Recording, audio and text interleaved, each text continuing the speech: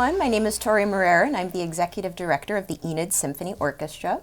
I have the privilege today of interviewing our newly appointed Artistic Director, Doug Newell, of our very own Enid Symphony Orchestra. It's very lovely to speak with you today, Doug. Thank you for joining me today. Well, thank you for having me here with you. Yes. And thank you for the promotion. Oh, of course. Well, thank you as well.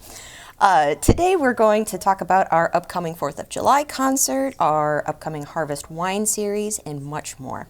So before we begin, I'd like to go ahead and thank our sponsors for this upcoming concert. We really appreciate the sponsorship of Security National Bank. For the past several years, they've been generously supporting our 4th of July concert. I'd also like to thank our very own local Park Avenue Thrift and, of course, the Oklahoma Arts Council with assistance from the National Endowment for the Arts. So, Doug, this year's theme is superheroes. The 4th be with you. Why don't you tell us about the program?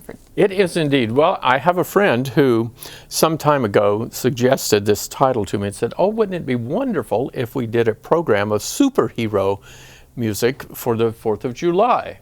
And being the impressionable person I am, I agreed to it rather quickly. And I'm glad I did, by the way, because it opens up a program of John Williams like you've never heard. John Williams music from Indiana Jones, from Star Wars Epic 2, from Superman, from The Patriot. And it's really a lot of fun music. And then there are other superheroes. We're going to do Batman, The Dark Knight Rises, a suite from that movie. And we're also going to play the Hans Zimmer music for Wonder Woman and Michael Kamen's Band of Brothers and music from Apollo 13. We sort of take our fictional superheroes and we go into real heroes, the American soldier, the American astronaut. It's going to be a lot of fun. Mm-hmm. And it's really interesting because, you know, kind of going back to the superhero pieces, you have like the Superman theme, the original march that was written for the first Superman movie that came out however many decades ago. And then now we're also doing pieces for The Dark Knight and Wonder Woman that have come out within the past 10 or 15 years ago. So it's the same theme of superheroes, but just seeing sort of the evolution of superhero music and soundtrack, you know, and so you've got a very varied program for this 4th of July concert. So what's it been like preparing all of these pieces for the concert? Well, I just finished practicing this morning before we came down here, and it's really been, it's very exciting because all of these composers studied the music of some of the great classical symphonic composers, and there's a lot of not direct, well, yes, imitation with driving rhythms, especially John Williams. Every piece he invents a new basic groove, if you will, or rhythm for a particular theme, and so it's very driving. It's sort of, you know, you hope you don't start one piece and you're thinking the groove for the other, that kind of thing. But I spend time learning the various sections of the orchestra at the piano together by families of instruments, and then I do a lot of just sight singing in my head, hearing the instruments where it's coming from as opposed to where I am. I call it directional hearing because, you know, if you expect to hear the trumpet over here and the percussion over here and the clarinets there and the flutes down here. I mean, it's just part of the process of being opened up to how the music comes back to you and how to communicate with the musicians as you lead the performance. Yeah. So that didn't answer your question. Well, it talked a little bit about the preparation process for, you know, because for our traditional symphony concerts during the year, we typically do 3 or 4 pieces, you know, an introductory piece and then a concerto and then like a big symphonic work. So hearing about the preparation process when we have a lot of shorter pieces, a lot of shorter thematic pieces. It's very interesting, I think, to hear how we put those concerts together. One thing especially that's exciting about this type music is the use of percussion instruments. So many more instruments than just your timpani, snare drum, bass drum, and cymbals. So many more different sounds coming up through there. And our percussion players are absolutely first rate. Well, the entire symphony is just first rate. Oh, yes. This is the kind of program, though, that it's a great one to bring children to hear the music. There's a lot of variety in it. It's really the time to enjoy what the city of Enid provides in this 4th of July celebration in Meadow Lake Park. You know, they host the day. The park, I was there yesterday, it looks phenomenal. They provide the security with the Enid Police Department. The rides are open. I believe there'll be food vendors there. I never get there in time to eat. It's all gone by the time I get there, but that's okay. But if you, by chance, don't want to go to the park, and I hope you will, because that's where you see the coordinated fireworks with the music at the end of the concert. We go right into, we continue playing, but the fireworks are choreographed around the music that we're playing. And that it's absolutely spectacular. I've never seen it. I've always been looking the other way, but everybody tells me it's fantastic. Yes, And the ducks in the lake, you know, when they start, the ducks sort of chime in and get out of the way and things like that. But if you want to, the symphony rehearses at 4 o'clock on the 4th in Joan Allen Symphony Hall at 301 West Broadway. It's on the 4th floor. Take the elevators up. It's air conditioned. There are no mosquitoes. Yes. And you can come and go. We just ask you be respectful of the fact that we're having a rehearsal and we're going through the music the one time we're going to go through it before we go to the park to play. But you're certainly welcome to come. The rehearsal is from 4 until 6:30. Then we feed, our board of directors feeds the orchestra there at the hall while all of the equipment is being taken to the park and set up. And then we finish eating and make our way to the park and take our places, and the show begins around 8:30 in the evening. So. Right, and we have 8:30 on all of our promotional materials, but is it really more like when the sun sets or when it gets dark outside? Well, we have to gear it so that it's dark when we begin the fireworks. So I always put a few extra pieces on their stands that we won't rehearse, but we will play if we need to bide a little bit of time. I could tell, as executive director, I used to provide some humor and narrate the scripts, and that I'm giving that over to someone else to bide the time we need. But no, we have enough music that we're going to get right to the 9:30, 9:35, something like that. It just depends on the day, and we have to see exactly how it's we start, and it's an amazing venture that our city puts on. So, as you said, security makes it possible for us to have the symphony there. Park Avenue Thrift provides the funding for the sound system, which is a mammoth system. Mostly people a mile or so away can hear it and can understand everything that's said, everything that's played, and it's quite a day. So we mentioned the fireworks and how they're really a part of the show, and so how like other cities do it and everything. When there's music, we're playing and the fireworks are just happening in the background. But really, the fireworks are integrated in the show down to like the exact minute of the piece that we're playing, and we've coordinated that with Jim Barnett, who's been our fireworks coordinator for many years now. Can you tell us a little bit about how we work with the fireworks to really turn it into one big spectacular show? Sure, and this is most fun, the behind the scenes thing. Jim Burnett, Western Enterprises, is a phenomenal musician. He's a singer, if you don't know it. He's a very fine singer, as a matter of fact. And so he understands the impact of words with music. And of course, we don't have anybody singing while we're doing the fireworks, but he understands the flow of music and the climaxes in the music and all of this, and the loud parts, the quiet parts. And so he sits down with the score and reads through the music and decides how the different shells will be packed so that they break in the air at exactly the right moment. Now, the magical part of it is that he knows that. I'm here conducting the symphony, but behind the symphony is our assistant conductor, Caleb Benda. He's back there with the two-way radio in contact with the pyro crew over on Meadow Lake Golf Course that is shooting from there over the lake.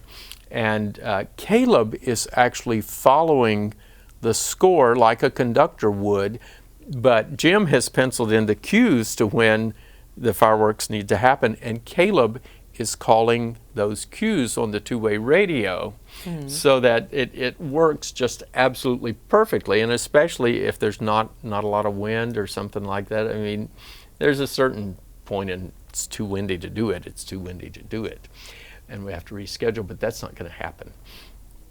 So it's a fascinating thing. I learned this years ago when I worked for the Boston Pops. I was a score reader, but in that case I was calling camera cues for the 6 cameramen that were on stage filming the orchestra as they played. They were actually, some of them were lying on the floor with cameras, but they were all dressed in tuxedos, so if they happened to be caught on a camera, they would look like they were part of the orchestra. But you know, there's so many wonderful ways of doing things, but this is it's spectacular. And you know, Caleb is right there. He's there. If there has to be a pause, he will signal me. If there's something in the orchestra, some reason I have to take a little time, you know, we just know. He essentially sees when I'm going to give a downbeat, calls a cue. Magic in the sky. It's absolutely phenomenal. Yes, exactly. And so we have fireworks incorporated into the show. And I do want to point out in the piece that we're playing, Band of Brothers, the poem that we're reading in Flanders Field, we have a very special guest who is going to be narrating that poem. Can you tell us a little bit about that? I certainly can. It's my neighbor, David Mason, the mayor of Enid. And I had the idea the other day, we quite often, I like to take music and put poetry to it to be read. And there's a marvelous hymn in Band of Brothers, it's Hymn to the Fallen. And so I take a poem that was a favorite of my father's in Flanders Field, and we begin playing the Hymn to the Fallen, and David is going to read this poem with the symphony. It's his debut. Yes, his artistic debut. Yes, he's never performed with an orchestra. Now he's probably going to want a big fee to do it next year. I mean, you know. But anyhow, he's a great neighbor. He's a great guy, and he agreed to do this with us, and it's just very exciting. He will be our soloist for. He will be one of the soloists. Lawana is going to open the program with the national anthem, singing the national anthem with the with the symphony. So, and we have a singer so people will sing along. You know, nothing to be timid about. We have a hard national anthem to sing for some reason, but anyhow, it's certainly better than well, never mind. It's a marvelous national anthem. Yes. And for those of you who are watching for the first time who don't know Doug, Lawana is actually his wife, who is an incredible soprano, also teaches at Northwestern Oklahoma State. So it'll be incredible to hear her sing. I'm sure she's going to do marvelously. Well, we're excited. We're excited for it. Wonderful. So just sort of as a recap, superhero theme starts about 8:30 8:40 fireworks to go off, about 9:30 or 9:40. It's free of charge for anybody to attend. If you're unable to go to the concert, there is going to be an open dress rehearsal at 4 o'clock at the hall, 4th floor of the hall. 301 West Broadway. Exactly. So now that we've kind of delved into our 4th of July concert, in August we're going to have our Harvest Wine series, which is traditionally Tuesday nights at 7:30. It's going to start August 9th, so that's Is it second. 7 or 7:30? 7:30, I believe. Do you have a brochure? I can't remember. I don't actually. Actually, no, I do believe, my apologies, I do believe it's at 7. Our season subscription concerts are at 7:30. We'll need to double check on that. Anyways, Tuesday nights. That is correct. Yes. So Tuesday nights are Harvest Wine series. I was wondering if you could tell us maybe a little bit about that and what's in store for those concerts. I can. Would you like for me to? I would appreciate that. All right, very much. Well, the first Harvest Wine, you're going to want probably more wine, but we're going to do a program. Since I am now the artistic director and no longer both the executive director and the music director of the orchestra, we're going to have just a little fireside chat.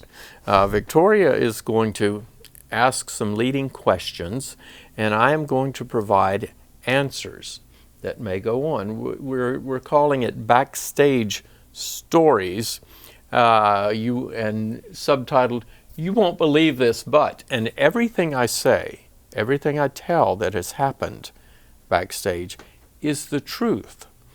At least, it's like a marriage. At least in one person's opinion, everything that is said is true. At least in one person's opinion. Mm-hmm. But we've had some marvelous happenings backstage at the orchestra. We've had some marvelous mishaps that you wouldn't believe. But we're going to talk about that, and if they let me have a glass of wine, I might name names. But that's going to be on Tuesday, August the 8th. Mm-hmm. And then from there, what is on this series? After that, we're going to be bringing in the Juniper String Quartet. They're going to actually comprised of the principal strings of the Enid Symphony, led by Ty Myers, our concertmaster. And then we're going to have a cabaret duo come in the week after that. And then the final Harvest Wine series will be Dr. Eduardo Moreda on solo piano, doing transcriptions of famous opera pieces entitled A Night at the Opera. Without singing. Wonderful. Exactly. So it's definitely going to be a very, very exciting lineup. And I believe with every ticket, people get a free glass of wine. That's correct. Hence Harvest Wine. That's correct. So it's definitely a series you don't want to miss. Sponsored by our good friends at Edward Jones Investments here in Enid, and this has been going on for 7 or 8 years. It's a wonderful time. I may even play the violin. You could. It is your show, August 8th. You're right. I may not. Stay tuned. To be determined. Discretion and valor. Maybe I'll sing. You could. Do the famous years cat ago. Years ago I could. I believe you can sing now, actually. Anyway. I've heard him sing. Great singer as well. So let's talk a little bit about next year's season. There's so many exciting things happening for next year that really could be a whole other interview segment of its own. So perhaps, would you mind giving us maybe a little bit of a summary for what we can expect starting in September? Starting in September, we're opening with a musical from Broadway, off-Broadway, entitled Flipside, the Patti Page story. And, Patti is really one of the early big stars from Oklahoma. She was actually the person who began the practice of multi-tracking, in the sense that when you hear like a female trio backing her up on her recordings, she recorded all 3 parts and they were spliced together, and that's what it was. But Flipside, by the way, refers to turning a record over, a 45. mostly, or 78. I don't know if she did original 33s or not. I think 45s and 78s. But I again, I'd have to look at that. And then in the month of October, we're bringing in a marvelous guitarist, Matthew Denman. He's going to play the Rodrigo Concerto de Aranjuez with the symphony. It's going to be it's sort of a Latin flavor night. So come have a margarita at the Cash Bar before the concert, and then then on Thanksgiving weekend, we're putting the Enid Symphonic Choir back together and performing Handel's Messiah on November 25th, and I believe we're working on a performance in Alva on the 26th. So we're taking the show on the road. Yes. Literally like the Blues Brothers, but with a little bit better content. And then in a bigger group of people. Well, yes, far bigger. But anyhow, then in February we're going to go romantic with the 1001 Nights saga, which was set to music in a piece called Scheherazade by Nikolai Rimsky-Korsakov. Features a great violin solo before each movement, and we're featuring our concertmaster Ty Myers, and he will actually open the program with a separate solo piece with orchestra on that occasion. Then in March, we're playing a side-by-side concert with members of the Enid Youth Symphony, and we're going to feature we're having a young artists competition for high school age students from Northwest Oklahoma, and that competition will be in January, I believe, and we picked the winner to perform with the symphony in March. And the symphony, the principal players of the symphony and then first chair players will sit alongside the students in the they'll sort of be the inside stand players, the students in the youth symphony. Then in April we have a silver celebration, and that has nothing to do with the unfortunate color of anybody's hair. It has to do with celebrating 25 years of residency of the Enid Symphony Orchestra in Joan Allen Symphony Hall in the Enid Symphony Center. And we're going to open that. We're doing two very special things for that. We're commissioning a piece of artwork entitled Fanfare for Joan, because it's the Joan Allen Symphony Hall. The name Joan has a double entendre here. And then we're commissioning a piece of music, a fanfare, we're calling it Fanfare for Joan. And so it's going to celebrate not only the hall and the symphony's residency in the hall, but also our great friend Joan Allen. And we're excited about that. And we're bringing back one of the finest pianists in the world today, Edward Auer, who's going to play piece by Maurice Ravel, the Ravel Piano Concerto. And we may go a little French, we'll see what that program turns out to be in total. We know about the fanfare and the concertos. So. Yes, and more information on those performances to come. So we definitely have quite a bit going on for next year. Definitely a very exciting season in store for all of us. So let's talk about ticketing. So I do want to thank all of our sponsors and patrons who have renewed their season tickets from last year. We actually have a 100% renewal rate, which is very, very, very exciting. That's pretty incredible. Most major orchestras don't have that, don't have a 100% return rate.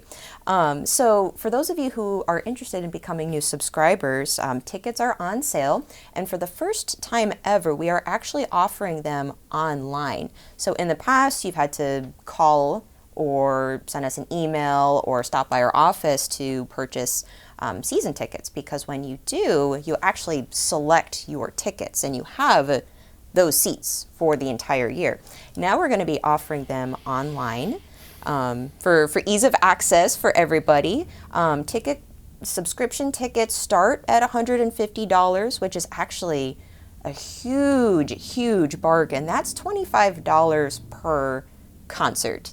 You won't find concert tickets that cheap with other major orchestras in the world. So it's definitely a huge bargain, and it goes up from there if you'd like to make a tax-deductible donation to the orchestra.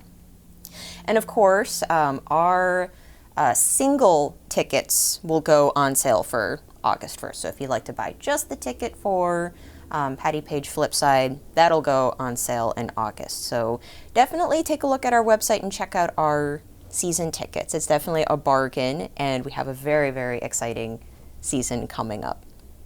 So I think so.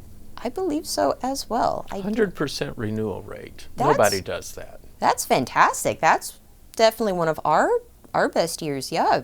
It is, and it's we've had such a tremendous year this year. I have to compliment the orchestra. The last two concerts that we gave, yes. featuring Sergio Monteiro, went the Rachmaninoff Concerto, and then Caroline Turek playing the Barbara Concerto. I mean, these were just the finest concerts this orchestra's ever played, and two of the most challenging that we've ever played. So if you think professional entertainment isn't here in Enid, this is. The Enid Symphony Orchestra is very valued outside of the city. I think sometimes we have more friends on the outside who recognize the quality of what we do. But we hope to see you in our audience. We make it a pleasant experience. You come, the cash bar opens an hour ahead of the concert. The concert lasts about an hour, and then we have a reception following each concert. So it's really a perfect night out if you're looking for a different date night, for example. Great way to go. Yes. Exactly. So definitely lots of wonderful things in store. For more information on our concerts, on ticketing and everything else, feel free to check out our website, www.enidsymphony.org. Give our office a call at 580-237-9646. Follow us on Facebook. We're just at Enid Symphony Orchestra, or stop by our office. We're open Monday through Thursday, 10 a.m. to 1 p.m. And I do believe that is all that we have time for today. So thank you so much, Doug, for joining me today and answering all of my questions and engaging in wonderful conversation about the symphony and the arts in our community, as per usual. Look forward to seeing you all next month when we continue our discussion about the Harvest Wine Series and everything else that will be in store. We are picking back up with our art gallery on the 5th floor. So lots of exciting things there, so stay tuned for them. Once more, my name is Tori Morera, Executive Director of the Enid Symphony. This is Doug Newell, Artistic Director of the Enid Symphony Orchestra. Thank you so much for joining us, and I hope you all have a wonderful day.